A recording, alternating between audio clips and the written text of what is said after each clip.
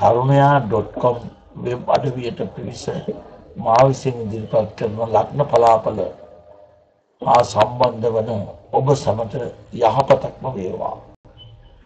2014 වූ ජනවාරි මාස 13 වන සවුදා දින සිට 2014 වූ ජනවාරි මාස 20 වන සවුදා දින දක්වා ලග්න 12ට අනුව ලග්න පලාපල ඔබේ නව සතිය ආරම්භය සමගම ධනස්ථානයේ සඳු උච්චව ඉන්නවා.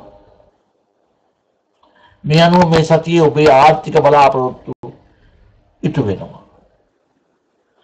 ඔබේ විවාහික ස්ථානයේ සනි රාහු සිටීම අනුව විවාහ පැත්තෙන් මතක් අසුබඵල ගෙන දෙනවා.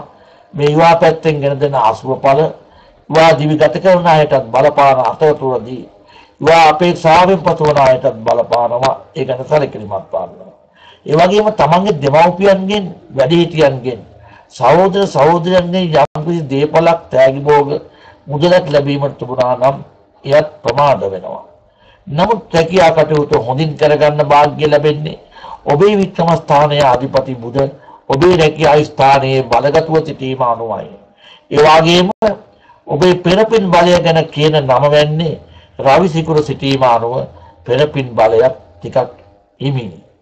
ඔබේ වැඩ කටයුතු අඩාල වෙන්නම නොදෙන ගායතුමක් ඒ මගින් යෙදී තිබෙන අතර මේ ගායතුමක් සමග විදේශගත ඔබ තවත් රටකට යාමට උත්සාහ දරන්නේ නම් ඒ කටයුතු ඉෂ්ට කර ගැනීමට මේ සතියේ ඔබට වාසනාව ලැබෙනවා.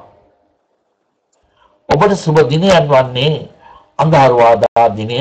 ඔබට සුබ දිනය වන්නේ අඟහරුවාදා දිනය. ඔබට අසුබදායක දිනය වන්නේ බදාදා දිනය. ඔබට සුභ අංකය වන්නේ නව සතියට